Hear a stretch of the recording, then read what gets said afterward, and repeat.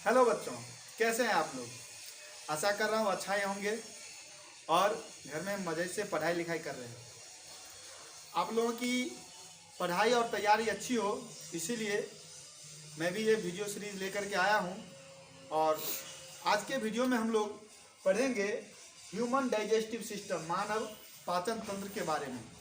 इस वीडियो में हम लोग जानेंगे कि हम जो प्रत्येक दिन भोजन ग्रहण करते हैं, अनेक प्रकार के, वह भोजन हमारे इस पाचन तंत्र में पचता कैसे है। ओके, और इसीलिए इस वीडियो को आप अंत तक देखिए ताकि आप जान जाइएगा कि हम जो प्रत्येक दिन भोजन कर रहे हैं, भोजन ग्रहण कर रहे हैं अनेक प्रकार के, कभी चावल खाते हैं, कभी रोटी खाते हैं, कभी चिकन, कभी मटन, कभी आइसक्रीम, तो ये भोजन जो है वह पचता कैसे है। ओके, और उससे पहले मैं आप लोगों को एक क्वेश्चन पूछ रहा हूँ जिसका जवाब आप लोग कमेंट बॉक्स में दीजिएगा। तो क्वेश्चन यह है कि आप भोजन क्यों करते हो, या कोई भी जीव भोजन करता है वह क्यों। ओके, इस प्रश्न का जवाब आप लोग कमेंट बॉक्स में दीजिए। चलिए तो हम लोग शुरू करते हैं। तो आज का हमारा जो टॉपिक है वह है मानव पाचन तंत्र, ह्यूमन डाइजेस्टिव सिस्टम। ओके, तो चलिए देखिए कि पाचन तंत्र को जानने से पहले जरूरी है कि पाचन किसे कहते हैं, व्हाट इज डाइजेशन। तो क्या है बच्चों, देख लीजिए कि पाचन एक रासायनिक प्रक्रिया है हमारे शरीर में। पाचन, प्रत्येक जीवों के शरीर में पाचन की प्रक्रिया होती है। तो पाचन एक रासायनिक प्रक्रिया होती है जिसमें भोजन के जटिल अणु, यानी भोजन के जो बड़े बड़े अणु होते हैं, एकदम सूक्ष्म छोटे छोटे अणुओं में वो विभाजित हो जाता है। बस, तो भोजन के जटिल अणुओं का, यानी बड़े बड़े अणुओं का सूक्ष्म और साधारण अणुओं में ये विभाजित हो जाना, टूट जाना ही कहलाता है पाचन। और हमारे शरीर में, मनुष्य के शरीर में भोजन के पाचन हेतु एक विकसित पाचन तंत्र पाया जाता है, डाइजेस्टिव सिस्टम पाया जाता है, जिसके बारे में आज हम लोग जानेंगे। आइए जानते हैं। तो देखिए कि मानव का जो पाचन तंत्र है, उस मानव पाचन तंत्र के दो भाग होते हैं। मानव पाचन तंत्र के दो भाग होते हैं, कौन कौन सा। पहला है आहार नाल, यानी एलिमेंट्री कैनल, अंग्रेजी में इसे कहा जाता है एलिमेंट्री कैनल, और दूसरा है पाचक ग्रंथियां। तो मानव पाचन तंत्र के दो भाग है, कौन कौन से, एक है आहार नाल और दूसरी है पाचक ग्रंथियां। अब देखिए कि ये आहार नाल क्या नहीं, what is alimentary canal and what is digestive glands. तो एलिमेंट्री कैनल जो है यह हमारे मुख गुहा से लेकर के, मुख जो है वहां से लेकर के और मल द्वार तक फैला हुआ एक नली नुमा संरचना है। ओके, यह एक लंबी नली है, इससे आप भोजन का रास्ता भी कह सकते हैं। भोजन इधर से इसमें ट्रेवल करता है, यात्रा करता है। और दूसरा जो है पाचक ग्रंथियां, ये कोई मुंह में, तो कोई यकृत, तो कोई छोटी आंत में, तो अमाशय में, ये छोटी छोटी पोटली है, ग्रंथि है, जिससे क्या होता है कि पाचक रस निकलता है। और जब वहां से भोजन वहां से जब प्रवेश करता है तो उस पर वह पाचक रस में जो एंजाइम पाए जाते हैं वो भोजन को पचा देता है। तो यह पूरी प्रक्रिया कैसे होती है, आइए जानते हैं। तो एलिमेंट्री कैनल जो है, ये जो भोजन के जो पथ है, रास्ता है, इसके अनेक भाग हैं। ओके, हम यहाँ पे इसको 7 भागों में बांट करके पढ़ा रहे हैं। सबसे पहला जो भाग है वह है मुख गुहा, बकल कैविटी। आप भोजन करते हो, भोजन को ऐसे चावल दाल को मिलाए और मुंह में धर से ले लेते हो, तो ये जो मुख जो है वह खाली स्थान, ये वाला, इसी को हम लोग कहते हैं मुख गुहा। ओके, तो पहला भाग है ये मुख गुहा, जिधर भोजन को आप लोग जमाते हो। ओके, और दूसरा जो है ये वाली नली, जहाँ से भोजन अंदर जाता है। चबाने के बाद आप लोग क्या करते हो, भोजन को निगल लेते हो। ओके, तो यह जो है यह एक लंबी नली है जो है ग्रसिका, इसे इंग्लिश में कहते हैं इसोफेगस। तीसरा जो है वह है अमाशय। आप लोग को इधर मैं डायग्राम में दिखा रहा हूँ। ये जो पहला वाला पार्ट था यह है मुख गुहिका, बकल कैविटी, इधर हम भोजन को चबाते हैं। उसके बाद भोजन धीरे धीरे इस नली के द्वारा आता है, इसी नली को हम लोग कहते हैं ग्रसिका। उसके बाद इस नली के द्वारा भोजन जो है यहाँ पर आकर के जमा होता है, जिसे हम लोग स्टोमैक या अमाशय कहते हैं। ओके, जिसे आप साधारण भाषा में पेट कहते हो, वो यही है। इधर भोजन जमा हो जाता है, यह इलास्टिक होता है रबर की तरह, इसमें भोजन जमा होते जाता है तो यह फैलते चला जाता है। और जब यह भर जाता है तो हम लोग कहते हैं अरे हमको अब पेट भर गया, हमको नहीं खाना है। यही इसी में भोजन जमा रहता है, सबसे अधिक देर तक ये भोजन इसी में जमा रहता है। तो अभी तक कितने भाग को जाना एलिमेंट्री कैनल के, पहला मुख गुहिका, दूसरा ग्रसिका, तीसरा अमाशय। अब अमाशय के बाद धीरे धीरे भोजन आता है इस छोटी आंत में, ये देख रहे हो, ये सबसे लंबी नली होती है, इसमें भोजन आता है। इस छोटी आंत के बाद भोजन है तब बड़ी आंत में आता है, और बड़ी आंत के बाद यहाँ पे मलाशय और यह मलद्वार, अंत में यह शरीर कि बाहर भोजन जो है वो मल के रूप में, स्टूल के रूप में शरीर से बाहर निकल जाता है। तो अभी तक आप लोगों ने क्या जाना कि मानव पाचन तंत्र के 2 भाग होते हैं, पहला है आहार नाल और दूसरा है पाचक ग्रंथियां।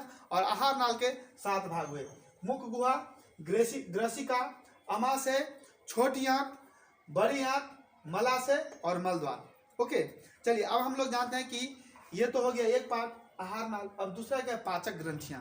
ये पाचक ग्रंथियां कौन कौन सी है, तो हमारे शरीर में भोजन को पचाने के लिए 5 पाचक ग्रंथियां पाई जाती है। वह है स्लेवरी ग्लैंड यानी लार ग्रंथि जो मुंह में पाया जाता है, दूसरा है जठर ग्रंथि जो अमाशय में पाया जाता है, तीसरा है यकृत लीवर जिसको आप कहते हो, चौथा है अग्नाशय और पांचवा है आंत ग्रंथि है। ये पांचों जो ग्रंथियां हैं, ये पांचों ग्रंथियां एंजाइम स्रावित करता है और भोजन को पचा देता है।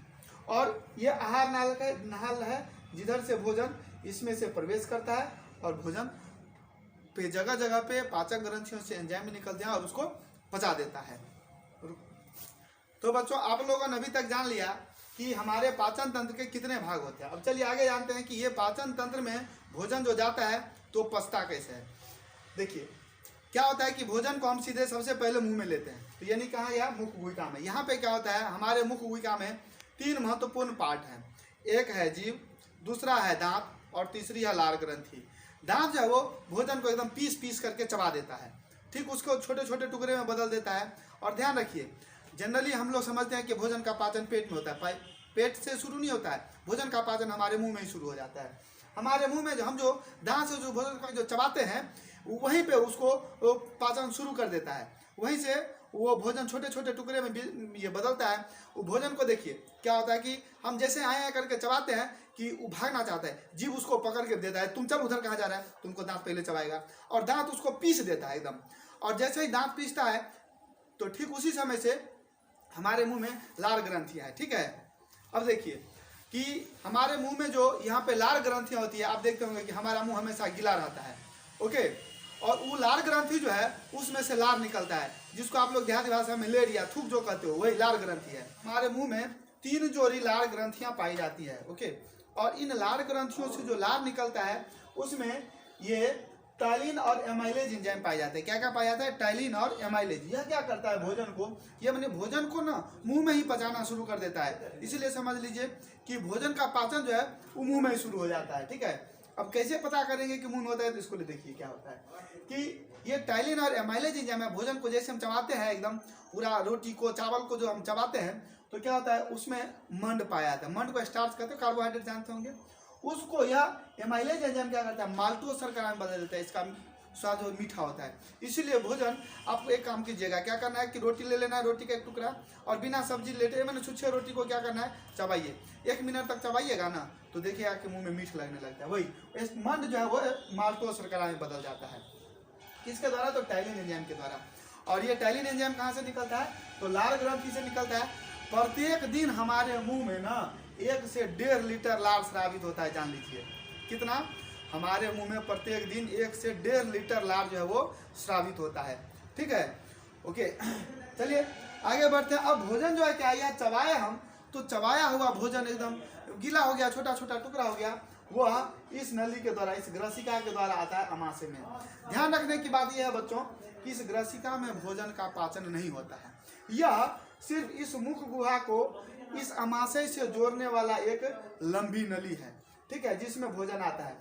तो आप लोग क्या समझते हैं कि भोजन इसमें आता है तो धर धर धर करके इसमें गिर जाता है, जैसे पाइप में से जो पानी गिरता है तो धब धब करके गिरता है तो ऐसा आवाज आता है, और इधर से धब से जो गिरता है तो चोट भी लगता है, ऐसा नहीं होता है। यहाँ पे जो भोजन का जो ये जो आता है ना इस नली में, तो एकदम ये होता है, एकदम धीरे धीरे आता है, और इस गति को कहते हैं क्रमांकुचन। कैसे होता है, तो आप लोग देखे होंगे कि कभी कभी सांप जो वो मेढक को निगल जाता है, तो कैसे होता है, जैसे मान लीजिए ये सांप है, तो इसमें क्या होता है कि अब यहाँ पे ही मेढक फंसा हुआ है, यहाँ पे ही जा रहा है, तो यहाँ पे ये आगे वाला जो है ये ऐसे फूल जाता है, ठीक है, और पीछे से ये वाला सिकुड़ जाता है कि इधर से बढ़ के यहाँ आ जाता है। फिर जैसे ही होता है तो ये वाला अब यहाँ पे फूलेगा और सिकुड़ेगा इस तरह से, और इसी तरह से भोजन इधर से हमारे क्रमांकुचन गति, इसी को कहते हैं क्रमांकुचन गति, और इस गति द्वारा भोजन हमारे आमाशय में आता है। इसीलिए कभी आप लोग सोचे हैं कि हम भोजन कर लिए तो भोजन इधर से ग्रसिका के द्वारा आया पेट में, और कभी हम उल्टा कोई आदमी खड़ा हो जाता तो भोजन पेट से निकल के मुंह करके निकल जाता है ना, ऐसा नहीं होता, इसीलिए क्रमांकुचन गति के कारण, ठीक है। तो आप लोग जान लिया कि भोजन मुख्य गुहिका में कैसे आता है, फिर ग्रसिका से आता है अमाशय में। ओके, और अमाशय में भोजन जो है वो सबसे अधिक देर तक 4 घंटे तक अमाशय में भोजन जमा रहता है। तो बच्चों देखिए, ये भोजन जो है वो इधर ग्रसिका से आ गया किसमें, अमाशय में। अब हम लोग जानते हैं कि भोजन का पाचन अमाशय में कैसे होता है। ये अमाशय जो है इसी को पेट कहते हैं।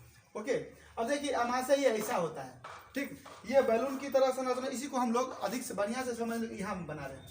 ये अमाशय है। ओके, अमाशय जो में जो भोजन आता है ये एकदम रबर की तरह होता है। भोजन इसमें चले आते जाता है और ये फैलते चला जाता है। जब पूरा फैल जाता है तब लगता है कि अब हम भोजन, हमारा पेट भर गया, और हम लोग क्या करते हैं, खाना छोड़ देते हैं। अब यहाँ पे जब भोजन आता है तो इसका 3 गो पार्ट है, पहले समझ लीजिए। अमाशय का स्टोमक का 3 गो पार्ट है। सबसे पहला वाला जो पार्ट है उसको कहते हैं कार्डियक पार्ट। क्या? कार्डियक। बीच वाला जो उसे कहते हैं फंडिक पार्ट, और तीसरा अंतिम जो है वो उसे कहते हैं हम लोग पाइलोरिक पार्ट। इस तरह से आप लोगों ने जान लिया कि अमाशय के कितने पार्ट होते हैं, 3 पार्ट, कार्डियक, फंडिक और पाइलोरिक। ठीक है, भोजन जो आता है इसमें जमा होते चला जाता है, और यहाँ पे इसमें जठर ग्रंथि पाई जाती है। आप लोगों को मैंने ये पाचक ग्रंथियों में बताया था कि सबसे पहला था मुख गुहिका में, इसमें मुख गुहिका में लार ग्रंथि, और उसके बाद इसमें था जठर ग्रंथि। तो जठर ग्रंथि देखिए, इसमें जठर ग्रंथि पाया जाता है, और जठर ग्रंथि में ना जो जठर रस निकालता है, ये जो इसकी जो भित्ति है इधर से इसमें एकदम पूरा जठर रस निकालता है। और ये जो जठर रस जो होता है ये इसमें 3 तरह के पदार्थ पाए जाते हैं। क्या क्या पाया जाता है? होता है हाइड्रोक्लोरिक एसिड, हाँ एसिड वही अम्ल एसिड जो चीज़ों को जला गला देता है। तो भोजन को पचाने के लिए इसमें एसिड निकलता है, ठीक, और एसिड निकलता है। अब वो एसिड का क्या काम होता है?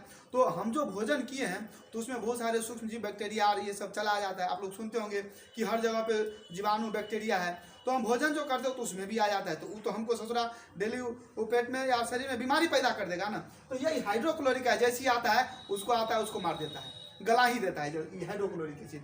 तो हाइड्रोक्लोरिक एसिड का क्या काम है? पहला काम है कि भोजन में जो आने वाले जो ये जीवाणु है उसको मार देता है। और दूसरा जो काम है, जो कुछ पेप्सिन जो है वो निष्क्रिय रहता है, उसको एक्टिव कर देता है, सक्रिय कर देता है। दूसरा क्या है इसमें श्लेष्मा। अब देखिए कि एसिड है, आप लोग जानते हैं कभी कभी बैटरी कार में से जो पड़ जाता है कपड़ा पे या कहीं पे एसिड तो जला देता है। अब हमारे पेट में ही निकलता है एसिड, तो पेट जल जाना चाहिए कि नहीं? आप लोग सोचते होंगे। तो वही इस श्लेष्मा जो है, इस श्लेष्मा क्या है, बलगम, सर्दी जुकाम जो होता है तो नाक से जो निकलता है वही है श्लेष्मा। उसका ना एकदम सुरक्षा कवच, जैसे वो दीवार पे, ईटा वाला दीवार पे प्लास्टर किया रहता है, हमारे अंगों के इसके इस भित्ति पे ना ऐसे श्लेष्मा का परत पाया जाता है। जो हाइड्रोक्लोरिक अम्ल जो निकलता है, एसिड जो निकलता है, उससे हमारे भित्ति को, शरीर की भित्ति को बचाता है। तो श्लेष्मा हो गया। उसके बाद पाया जाता है पेप्सिन। पेप्सिन एक एंजाइम है जो भोजन में मौजूद प्रोटीन का पाचन प्रारंभ कर देता है। इस प्रकार हम लोगों ने देखा क्या, अमाशय में वसा तथा प्रोटीन का भी पाचन प्रारंभ हो जाता है। तो यहाँ तक आप लोगों ने देख लिया, भोजन हम लोग किए, भोजन मुख गुहिका में है, उसको हम लोग चबाए, चबाने के बाद यह धीरे धीरे कर्मांकुचन द्वारा, ग्रसिका द्वारा आया अमाशय में, और अमाशय में जठर रस मिल गया। जठर रस में 3 तरह के चीज को भोजन को पचाने में शुरुआत किया। ठीक है, अब देखिए कि कभी कभी लोग कहता है कि हमको गैस बन गया, ढकार मारता है। क्या है? यह एसिड है, हाइड्रोक्लोरिक एसिड जो है ना इसमें बेसी हो जाता है। वही क्या करता है, वो अभिक्रिया करके गैस बना देता है। तो उस गैस को हम लोग दूर करने के लिए क्या करते हैं, इनो पी लेते हैं। आपको पता है कि इनो पीने से वो गैस का खत्म हो जाता है, क्योंकि आप लोग केमिस्ट्री में, रसायन में पढ़े होंगे कि अम्ल जो है एसिड वह क्षार से अभिक्रिया करता है, और क्षार से अभिक्रिया करके उदासीन हो जाता है। तो वही होता है कि इधर हाइड्रोक्लोरिक में जो एसिड है, हाइड्रोक्लोरिक एसिड, यह एसिड है, और इनो जो है वो इनो में क्षार होता है। इनो में मैग्नीशियम हाइड्रोक्साइड पाया जाता है जो एक क्षार है, और जितने भी हम एंटासिड या प्रति अम्ल की गोली लेते हैं उसमें सोडियम हाइड्रोक्साइड या मैग्नीशियम हाइड्रोक्साइड पाया जाता है, जो अम्ल से अभिक्रिया कर उसे उदासीन कर देता है, जिससे हमारी पेट की जो गैस की समस्या है वो खत्म हो जाती है। अब भोजन में जो ये जठर रस मिल गया तो भोजन एकदम लई के समान पतला हो जाता है। याद रखिएगा, इसको कहते हैं हम लोग काइन। क्या कहते हैं? तो चलिए, वीडियो लंबा हो जा रहा है। आज हम लोग इस वीडियो में इतना ही तक जानते हैं, और अगले वीडियो में हम जानेंगे कि अमाशय से भोजन जो है यह कैसे इसमें पहुंचा। ठीक है, वीडियो आप लोगों को कैसा लगा हमको कमेंट में बताइएगा, और बताइएगा कि कितना जल्दी हम अगला वीडियो आपको ये अपलोड कर दें। और अगर आपको हमारी पढ़ाई अच्छी लग रही होगी तो ज़रूर चैनल को सब्सक्राइब कीजिए और बेल को भी दबा लीजिए, ताकि जैसे हम वीडियो अपलोड करें कि आपके मोबाइल में हम पहुंच जाएं। ठीक है। और अच्छा लगे आपको तो अपने मित्र दोस्तों को भी शेयर कर सकते हैं, ठीक है।